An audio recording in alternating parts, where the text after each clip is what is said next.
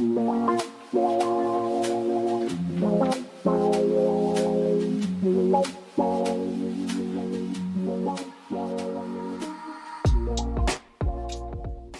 up, team? Welcome back to Topless Talks with Nova, episode 14. I'm so proud of you guys for sticking around this long. And if you're just joining now, welcome. It's a really good episode. I just want to apologize in advance. I'm running on 4 hours of sleep, so I might be a little cuckoo. I might be just a little bit fucking cuckoo, but we're gonna get through it. We're gonna mow through this episode. It's a good one. Don't worry.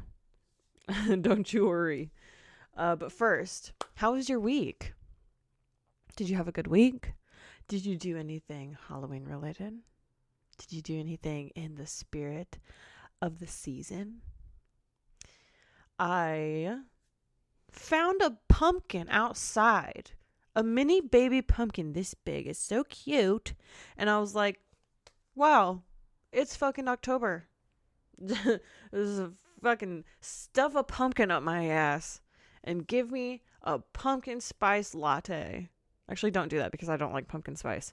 And also don't stuff a pumpkin up my ass because why the hell would you do that? But I found a pumpkin outside in the wild, just on the ground. And it was so cute, and my heart almost exploded. My heart bat exploded.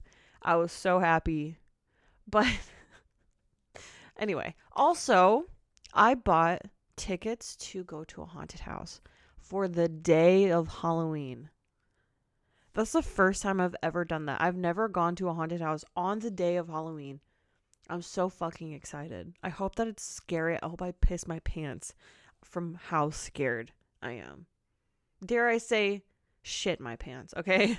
I want to be scared. I want to be in the corner, in the fetal position, rocking back and forth, asking for my mommy.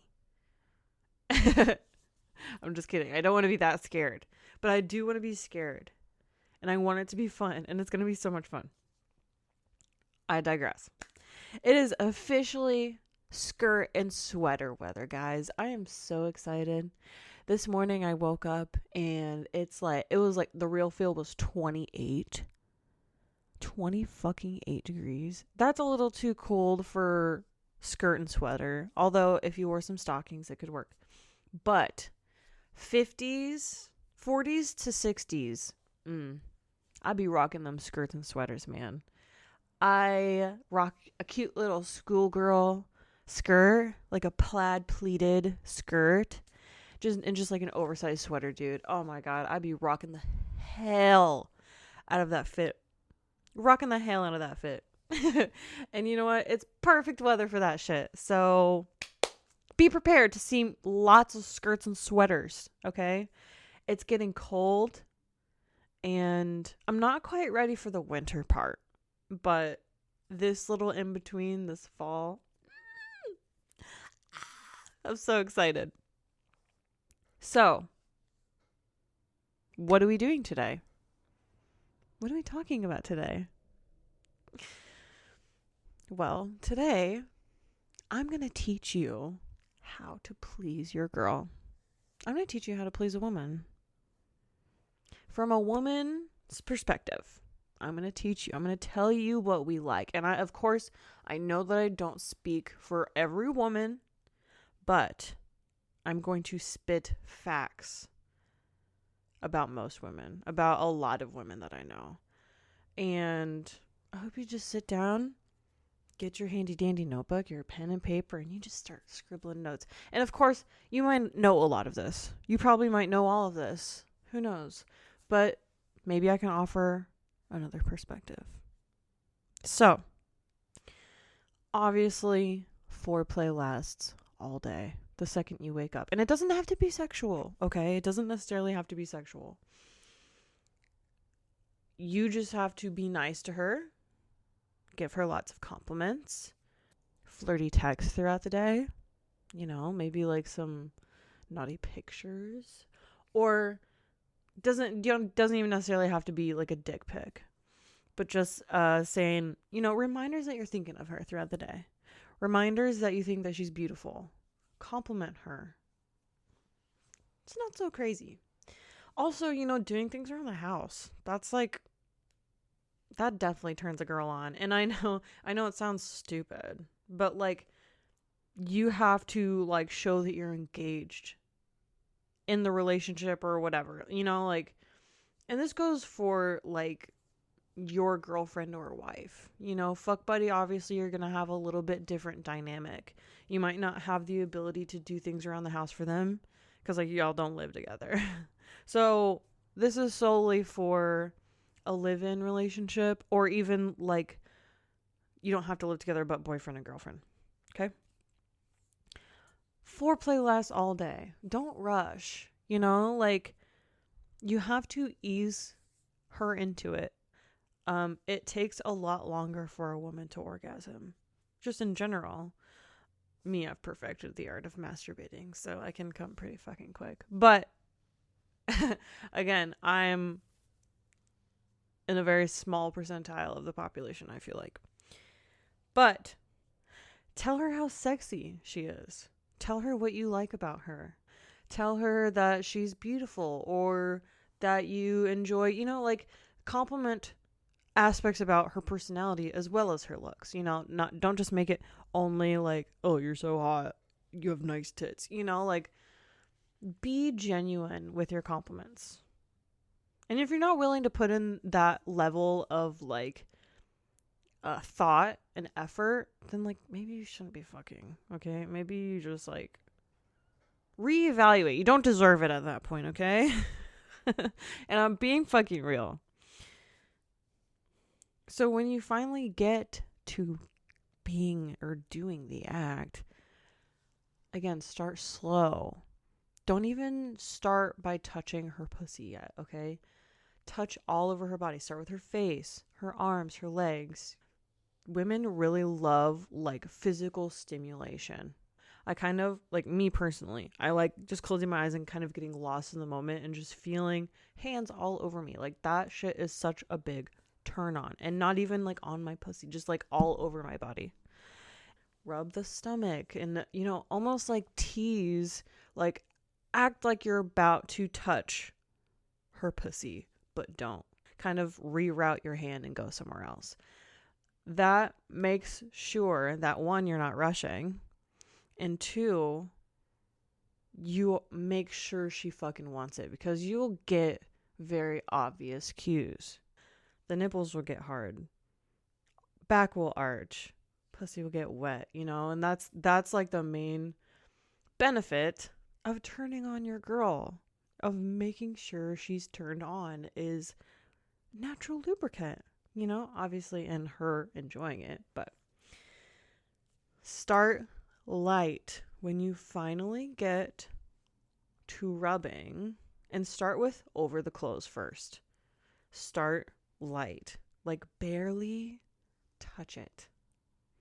And I'm telling you, you want to be slow and you want to be light. Barely fucking touch it. Don't just rush into it. Obviously, read the situation, because sometimes rushing into it is like, really fun. But in general, you don't want to rush it. Barely touch it. And then just like slowly and slowly and slowly increase your pressure. Maybe just like rub around it. Don't just go dive in straight for the clit. It has way more nerves than a penis does. A clit has 10,000 nerves. A penis only has 4,000.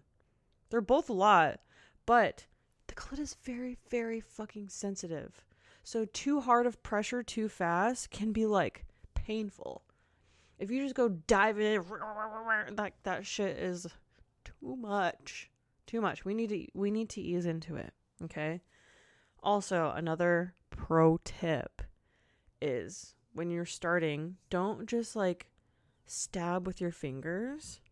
Use more of like a broad, and for those of you who are on audio, I'm so sorry, like you can't see what I'm doing, but use like the broadness of like the foot of your palm, use that and just kind of push in lightly, and you might even feel it like pulsing.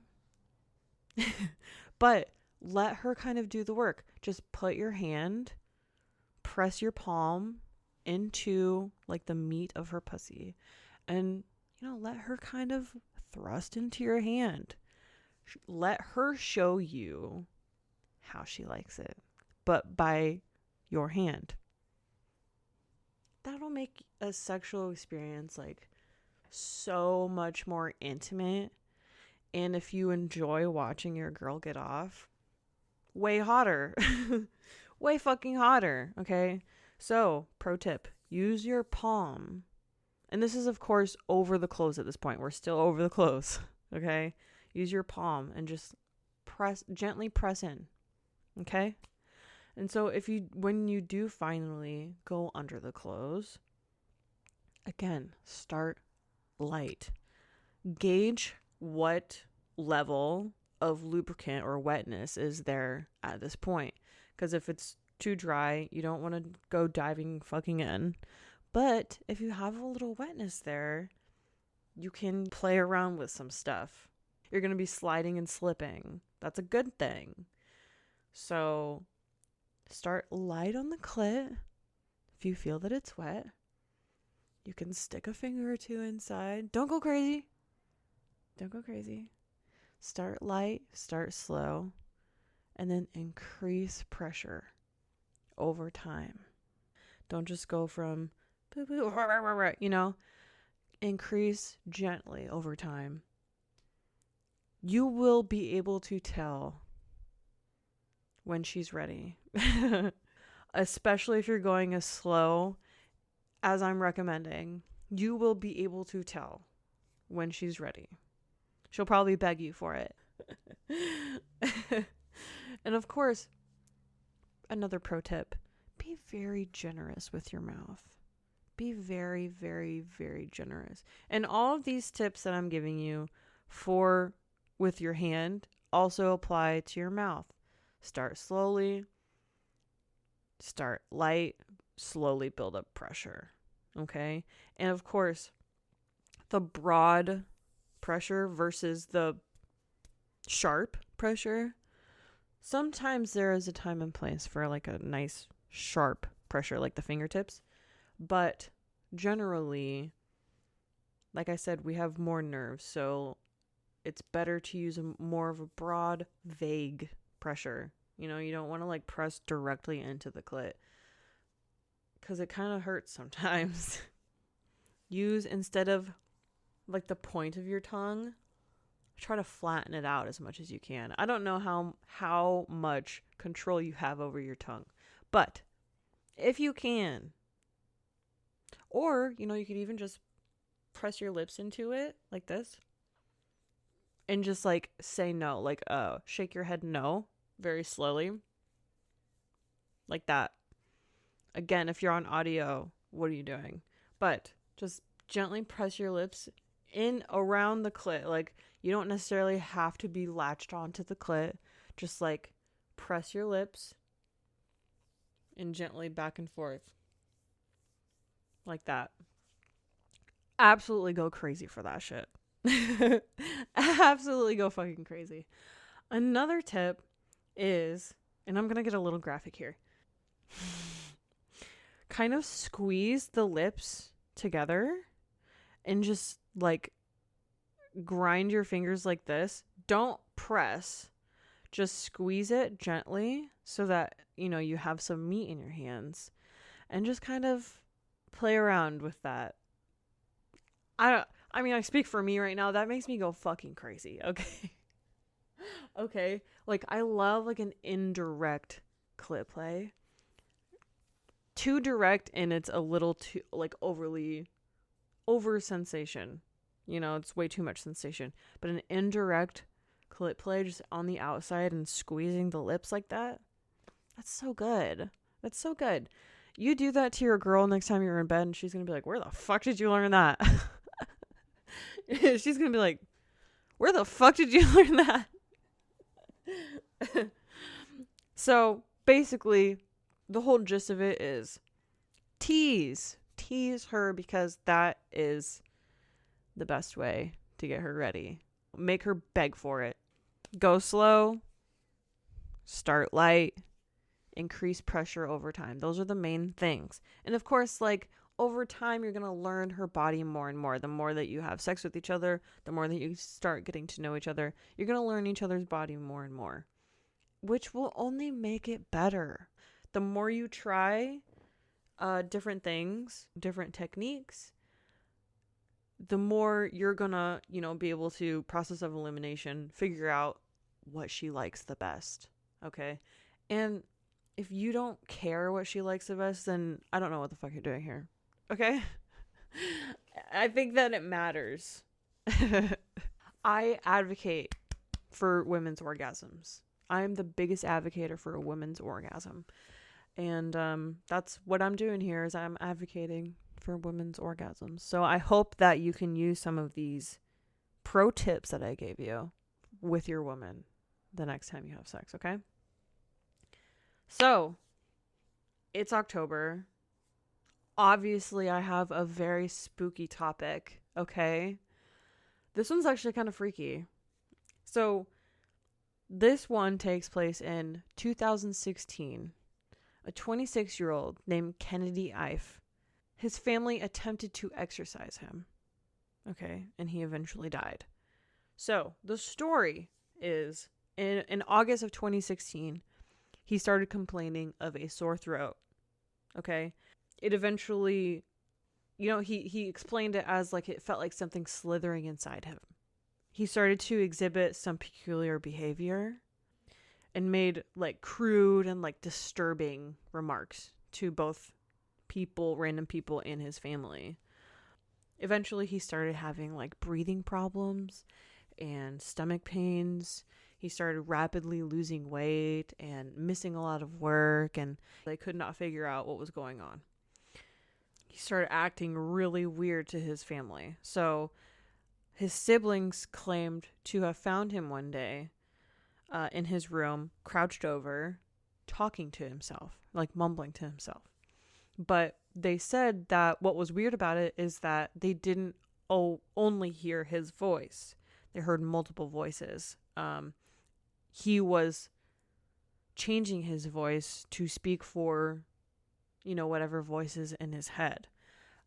And he would make comments about how he felt that he had like a python inside of him, like a seed in his stomach, and there was a python inside of him. And he said that he was hearing a lot of different voices. He started eventually becoming aggressive towards his family, cursing at them and being physically aggressive towards them as well. So they eventually believed that he was possessed by a demon. There was another instance that his brothers found him in like the house hallway, and he was like mumbling to himself and put his hands down his boxers and threatened to cut off his own penis. So that was kind of the point where they realized that something needed to be done, that they needed to take a few extra steps to figure out what exactly is going on. So they called in pastors and priests and different religious people to attempt to exorcise or, do like praying sessions. And they were doing this day and night for I don't know how long, days, weeks, who knows. But his condition only kept getting worse. Finally, his father decided to take things into his own hands, which meant restraining him and just praying constantly, constant prayer. They used cable ties, they used handcuffs, they used rope, all different kinds of things to restrain him to his bed, all while he's being overly aggressive, okay? And his father afterwards said that they would take shifts to watch him. And he said, use excessive force if necessary.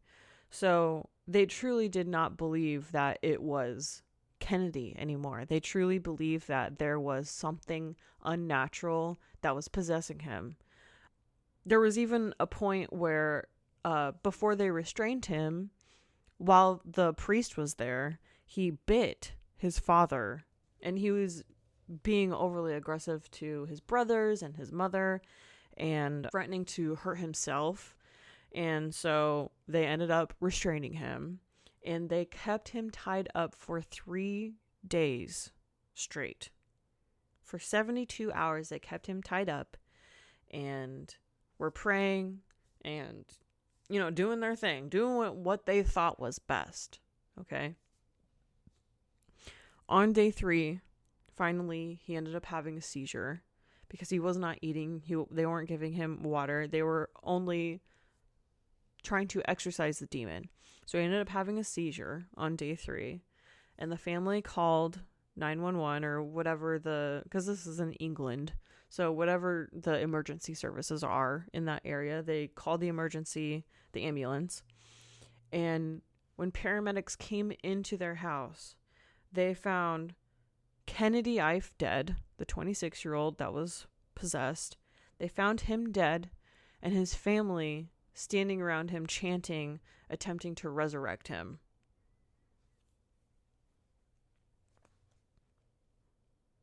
I'm just letting that sink in. They were surrounding him, his dead body, attempting to resurrect him. It turned out that Kennedy officially died from cardiac arrest, which is a stopped heart. I'm assuming from, lack of sleep, lack of food, lack of water, and just general lack of care. After investigation of the house, the family was eventually arrested on charges of manslaughter, false imprisonment, and causing of death of a vulnerable adult. That was the charge. It was a pretty long court case, and the prosecutors were attempting to frame it as like medieval torture, and they were trying to frame it in such a way that was the truth of it. They held their son captive and starved him and basically tortured him, when in reality he probably just needed intervention. He probably just needed to go to a doctor. But the defense, maintained their stance that they genuinely thought that their son was possessed by a demon. And they showed all of their injuries and how, why they eventually had to restrain him, and all of the previous attempts at intervention in, whatever way that they thought was realistic for them, aka religious people, pastors and whatnot. And so eventually the family was cleared of all charges, which I find to be absolutely insane. So what do you guys think of that? I honestly think that maybe he had a growth. Maybe he had, or maybe it was just like a brain tumor or something that made him experience, like the slithering that he felt that he was experiencing. Or maybe there was just a growth in his throat or something, or like in his intestines or something, and it gave him the sensation of the slithering. And maybe it was the lack of sleep and just like the general anxiety of not knowing what's going on in your body that was causing him to be more aggressive or be more on edge. I don't think that he was possessed by a demon. I do think that his family should have been held responsible for his death, but I wasn't on the jury. Apparently the decision took 4 days. It took them 4 days to decide on a verdict. So I'd like to know what you guys think of that story. I was definitely very intrigued the whole time I was reading about it, researching it. I'd never heard of it. I didn't realize that there were people today that, I guess 2016, that was less than 10 years ago. Okay, let's just say that. That was less than 10 years ago. Still people within this time period that would go to such lengths. It's hard for me to believe that someone would rather hold their son captive than take him to a doctor and figure out what's going on. You know, even like a mental facility. But again, I can't judge because I don't know what was going on in the situation. You know, I only have what I've researched. So, what do you think about it? I want to know your thoughts. So, come counter and sex fact. So, sex fact for this week is the world's biggest penis is 9.5-inch flaccid. Flaccid is 9.5 inches. And erect is 13.5 inches. Can you imagine? Absolutely not. The biggest I've ever had a dildo is 12 inches. And I can't take all of that. I try. I put the effort in to try. And I feel like I do all right. I do all right with it. But 13.5 inches, holy shit. That's just like, that's scary. I would be genuinely terrified. Like, can you fuck me flaccid, please?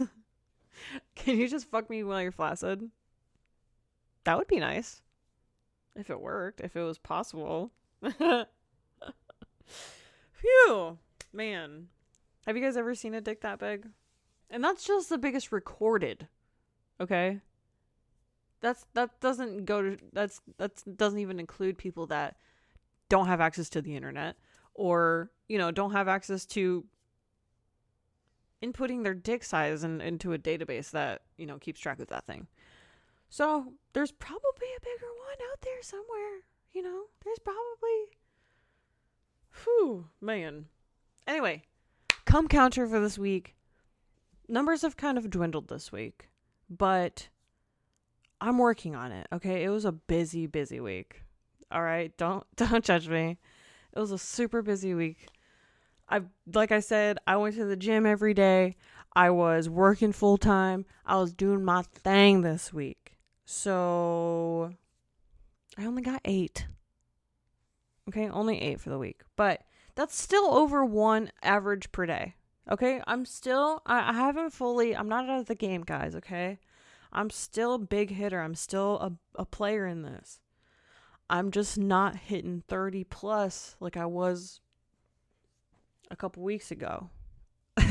I'm just not hitting the fucking crazy numbers that I have been up to this point. I hope you can forgive me. I hope that I can still be the inspiration that I have been up until this point. I hope that I can continue to deserve the support that you give me. Sorry, that bit went a little too long than I anticipated. But anyway, thank you all again. As always, thank you all so much for everything and the continued support. And I don't know what I did to deserve you guys. And I'm not going to sit here and try to figure it out. I'm just going to appreciate it. I'm going to sit here and love every second of it. And I'm going to keep doing that. So, that being said, I hope you have an awesome week. I'll see you next week, hopefully. And do something in the spirit of the season, okay? Do something spooky this week. Do something kind of crazy. Okay? Also, don't think I forgot. Were the decisions you made this week in alignment with the kind of life that you're trying to live? Did the decisions this week make sense with who you're trying to be? If you were to write a diary of this week, would you be proud of it? Would you enjoy reading it? Would you be okay showing your friends? You don't have to show your friends, but would you be proud of the things that you did this week? If so, fuck yeah. Virtual high five, guys. If not, that's okay. You don't have to be down on yourself. We've got a whole other week ahead of us. We have a whole nother week to keep making great and or questionable decisions. And there will be more weeks to come. So you don't have to be perfect yet. Eventually, though, you will. I'm just kidding. You never have to be perfect. No one is ever going to be perfect. But we need to strive to be our best. And that's what I'm here to remind you to do that. So keep doing your best, okay? Do your fucking best or else, okay? Don't take life too seriously.